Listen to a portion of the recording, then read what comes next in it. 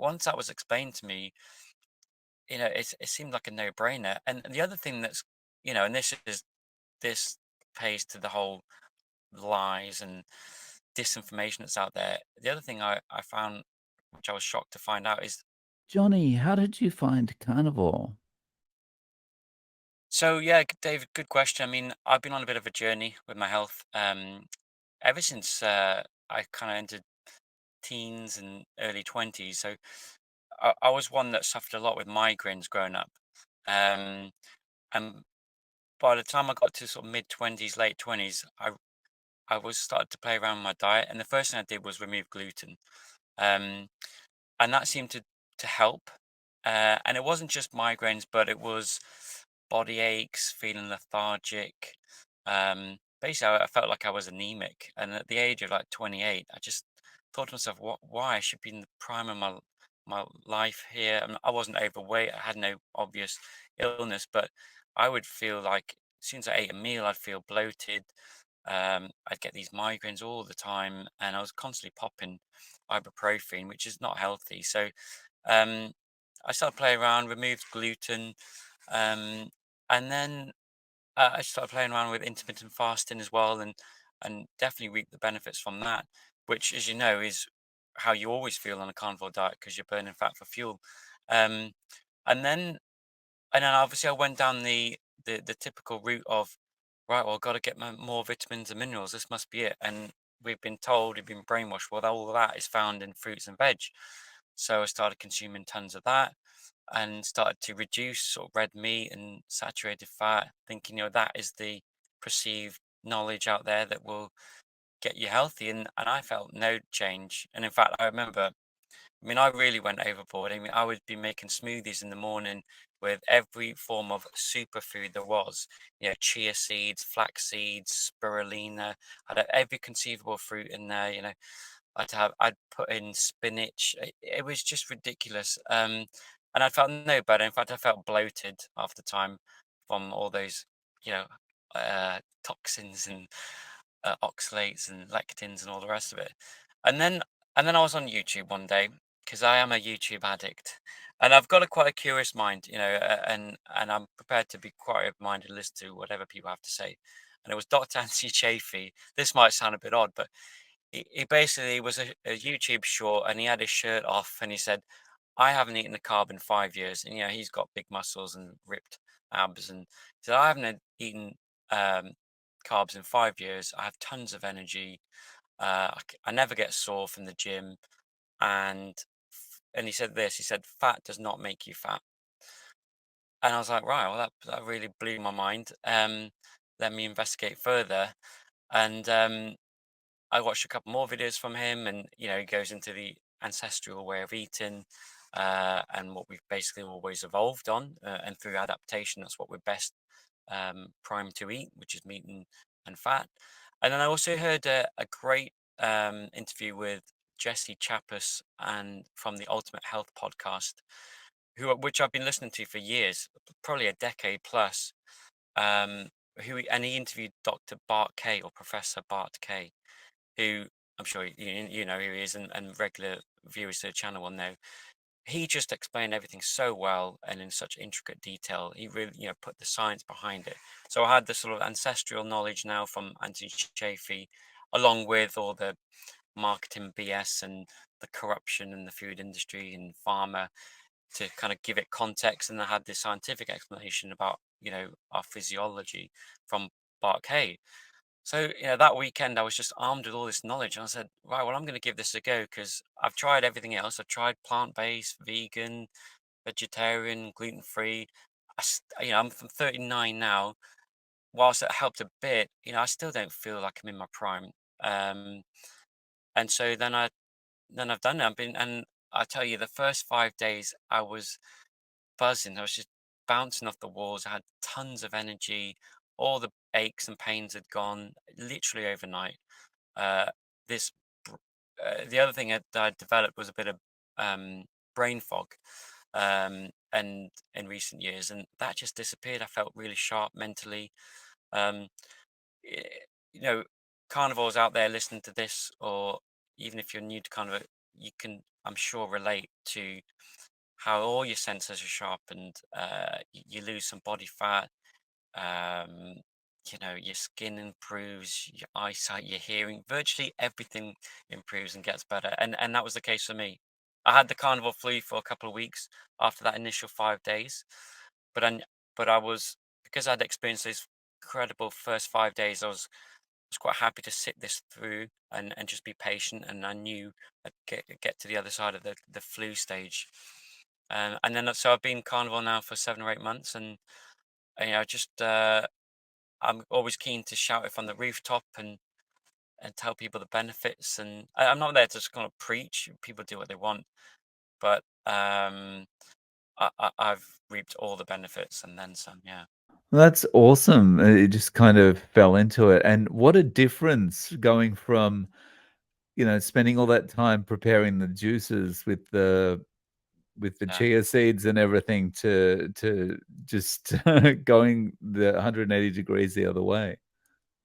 absolutely. And but you've got to have an open mind. I followed the advice that was out there in the guidance, and you seem to make Mm. sense to me. There are nutrients in fruit and veg, but as the likes of Dr. Anthony JV explains, they're not all bioavailable anyway. Secondly, they're laced with all sorts of toxins that, a low grade poison. And at the end of the day, it's just sugar. It's just a carbohydrate. At the end of the day, it gets converted to sugar, spikes your insulin, and then you start putting on weight because you can't burn fat for fuel. So once that was explained to me, it seemed like a no brainer. And the other thing that's, and this pays to the whole lies and disinformation that's out there. The other thing I found, which I was shocked to find out, is all the nutrients that your body needs is in meat. And we're not educated in that regard. We're told, oh, no, meat is your protein there. That'll help build up the broken fibers after a workout or some sporting activity. But it's way more than that. It's got all the nutrients you need in the perfect proportions. Um, and I've always loved eating meat, and that's never caused me any inflammation or anything. Um, so yeah, so once I was given the green light, so to speak, I've not looked back. And yeah, it could not be more different now. Half the time I don't even make breakfast. When I do have a meal, it's quick, it's easy, it's delicious. I can eat till I'm comfortably stuffed, as Dr. Berry would say. Which is what, I used to hate having to always hold back. Like, if I want a meal, I want to eat till I'm fully satisfied, s- borderline stuffed, and ideally take a nap afterwards, like a lion would in the wild. I think that's, as a species, that's how we're supposed to probably eat. But this constant, like, having to discipline yourself to not overeat, and also the other need to have something sweet at the end of it for digestion, have something sugary. It's just so nice to be off that addictive cycle. It's really interesting you say it like that. Like, it's when you think about it, it makes so much sense that we should be eating this way because we shouldn't have to be managing and holding back the amount of food that we eat, which is what we have to do when we're eating carbs, right? Uh, Yeah. like, we should be like every other species where we just eat what we need to feel full, and then we go about doing whatever else we need to do, you know? Food's not entertainment. Yeah. Yeah, absolutely. Mm. You don't see lions in the wild. You don't see any, you name it, any animal. They eat till they're full and then they stop. And they're not having to, get on a jump on a treadmill or hold back or, and they certainly don't eat the rainbow. They eat what they've always eaten, what's appropriate to their species, and we should be no different. We already know, it's scientific fact, through the fossils and isotopes and data that we have, that we've eaten this way for 2 million years plus. So where's the argument to say, well, no, we should eat the way we've suddenly developed after the agricultural revolution 13,000 years ago? No, no, we should eat like that. Well, really? Because everyone, I mean, doctors, and we understand the notion of adaptation, of evolution. Therefore, there really shouldn't be an argument. any other way. And my dad's a doctor, and he's 83 now, so you can't convince an elderly man who's been a doctor all his life and has a certain way of thinking. But I certainly tried. I spent a full week when he came to visit, every day, just reigniting the argument or the debate, saying, "Look, Dad, look at the Inuits, look at the Maasai, look at the Aboriginals. Look how we've eaten. Um, you don't need carbs for fuel. You don't need fiber. You don't need vitamin C. We can survive. And the reason we're here today is because we've eaten that, meat and fat since the dawn of time. So where's the argument for the need for fiber or the danger of red meat, colon cancer, and you know, it's just not there, is it? So yeah, so for me, it didn't take, and the other thing is, when you're growing up and you're young and you're somewhat naive, you put your trust and you put your faith in institutions such as in the UK, we've got the National Health Service, um, and you trust what comes out of the medical society and doctors, and so you've no reason to really question it. But I feel like I've been on a journey in the sort of last 5, 10 years as I've matured and got into my 30s, whereby I actually question some of the experts, be it in politics and finance and pharma. And I suppose the one thing that hit me, the money rules the world. And I suppose the thing that it surprised me and it didn't surprise me, it was the fact that, yeah, the food industry is just as corrupt as any other industry. And they've been, yeah, the margins to feed you carbs and plants is much higher than it is to feed you meat and animal fat. So once you understand that, you realize why all these studies that are funded by big food, they all point towards eating fruit and veg and not eating the thing that we should eat. It just comes down to money, and it's very sad. But I'm excited now within this sort of small community we have to try and wage a revolution almost. Well, it's definitely like a bottom up, um, not a people's revolt as such, but it's a grassroots movement, isn't it? It's testimonies and case studies of hundreds and thousands, and if not millions at this point, of people on the likes of YouTube and on podcasts saying, "No, look, I've ignored the way they've told us to eat, low fat and avoid meat. It's not got me anywhere. Now I'm on this carnivore diet. I'm losing weight. My mental health's improved. Autoimmune diseases have disappeared. I'm no longer diabetic. I'm no longer obese. Um, I've cancelled surgeries. I'm off my meds. Sleep better. I look better. I feel better. You know, and that's evidence that counts for something. When you see tons and tons and tons of these testimonials, you hope as this develops and grows and expands that, yeah, the medical industry, big pharma, doctors, they can't just keep ignoring this. So these guidelines that are all corrupt to begin with, you would hope they've got to evolve as time Mm. goes on. You would hope so, but, they've been pretty good at turning their back to it so far. Um, Yeah. so just on the, getting better, the migraines, had they finished before you started carnivore or, did they clear up? So yeah, they got a bit better when I went gluten free. But I would still get them on occasion, and I would still get the body aches. I'd still feel very lethargic all the time. I was addicted to caffeine in the hope that that would give me energy each day, and it probably wasn't. I'm off caffeine now, obviously, and feel great for that. Um, but there were so yeah, the migraines subsided a bit after I at least removed gluten. But there's so many other foods that act like gluten, um, that would still cause me issues. So and I would feel bloated all the time as well. So yeah, so my health sort of was deteriorating, and then it started to improve a bit on gluten, and then once I went carnivore, it just took off, and it just transformed my life. It really did. That's awesome. So, day to day, how many times are you eating? Uh, I'd say it kind of varies. I just go off my hunger signals. Um, Turns perhaps what I've had the night before, whether or not I have breakfast the next day. Um, I'd say I'd say, yeah, between 2 and 3 times. There's no set way.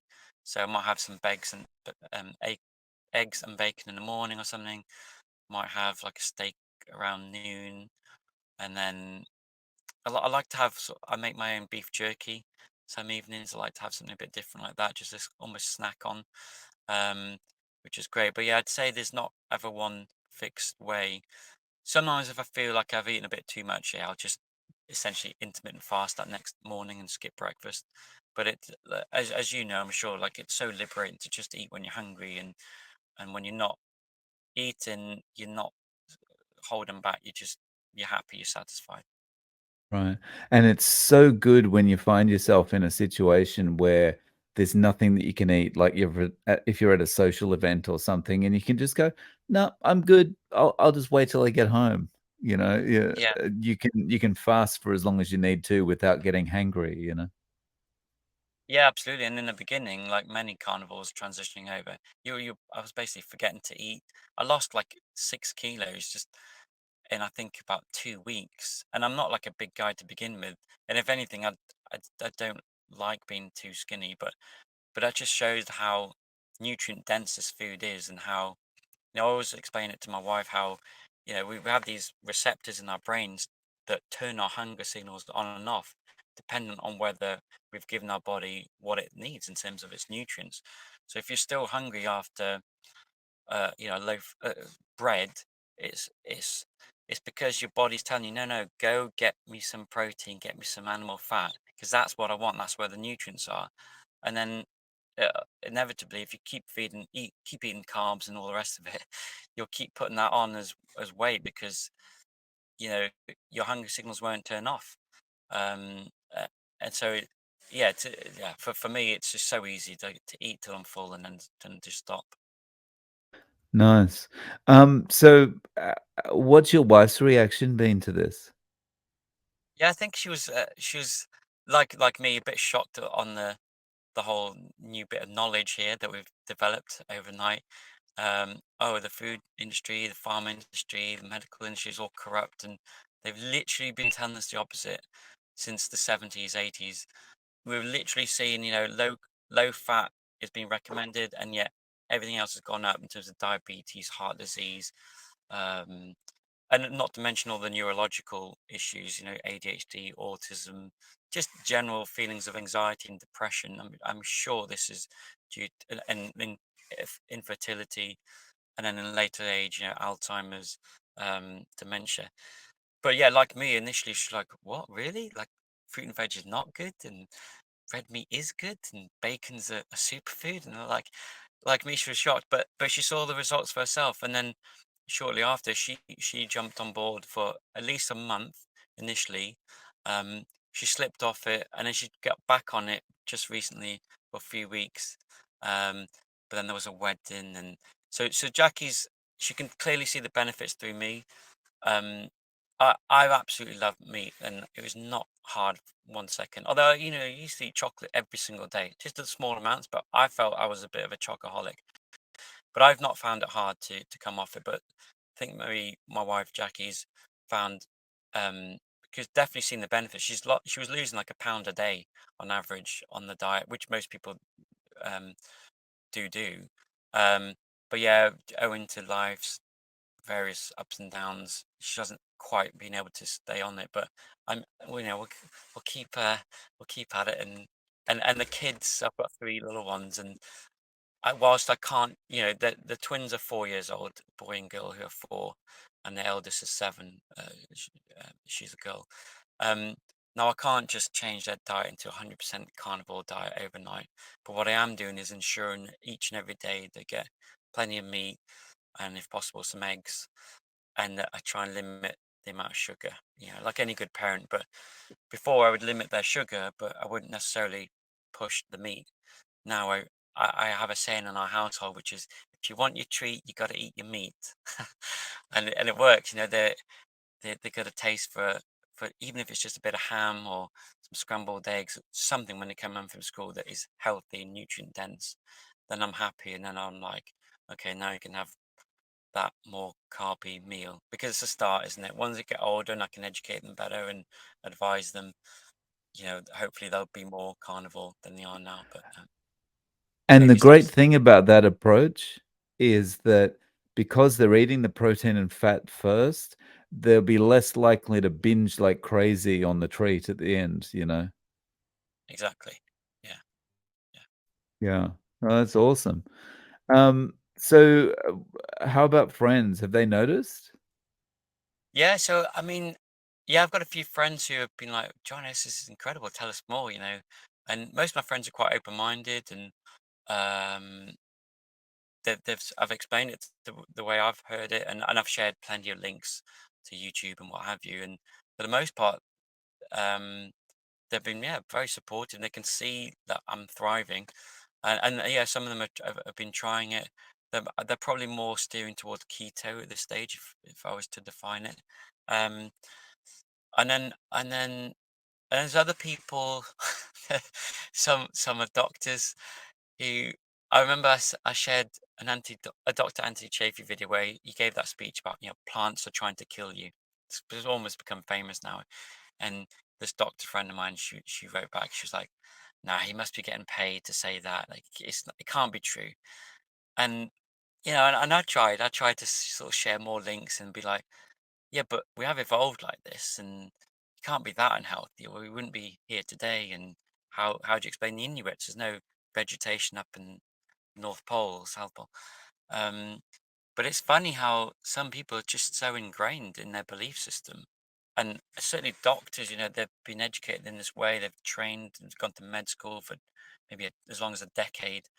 So it's hard to convince people and open their eyes, but you just gotta, I think, focus on yourself, focus on getting your own health together, and then slowly but surely, people will stop and notice, and they'll say, "Oh, what are you doing different to what I'm doing?" Because most people in your 30s start to slow down and start getting achy and start putting a bit of weight on. And I've told work colleagues as well, and some of my work colleagues within my team are slightly older, and I think they've maybe gone through the whole, well, they've certainly lived through the Atkins uh, episode period. I think it was in the 90s, wasn't it? Because they're like 50s, 60s, and so they've actually taken more of an interest. Um, and they've, yeah, a couple of them have given it a go, and they've seen benefits as well.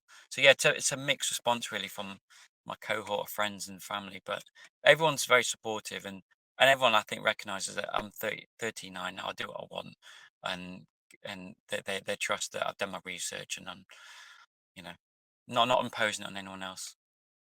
Yeah. Oh, that's nice. So if a friend did come to you and say, "Look, Johnny, how do I get started with this? You know, I'm skeptical, but I've seen your results, so I'm willing to give it 90 days. What should I do?" What would you tell them?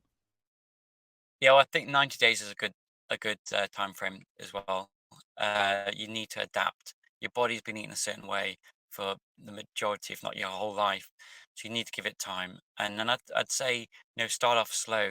Start removing the processed foods. The foods we all agree are bad.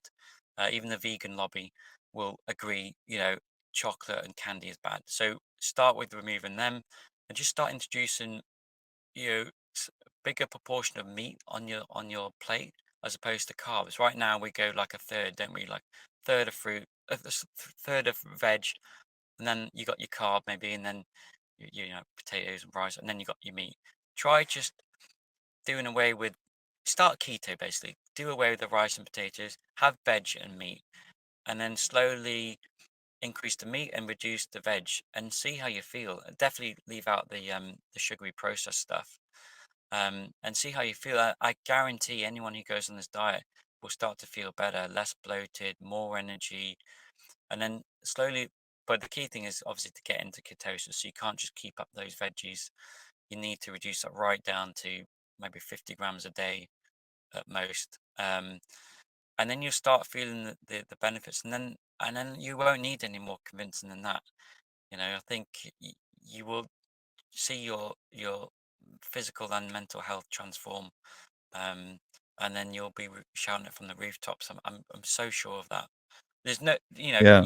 like I do, like you go on YouTube and there's there's plenty of people who you interview who this community of doctors and surgeons and just general advocates of the carnivore diet. They interview ex-vegans and ex-vegetarians and ex-plant-based advocates who are really doing that thing for years and have come over to this side. Yet you never see the other way around. You never see a carnivore. I mean, Paul Saladino is maybe the one person I can speak of who's reintroduced fruits.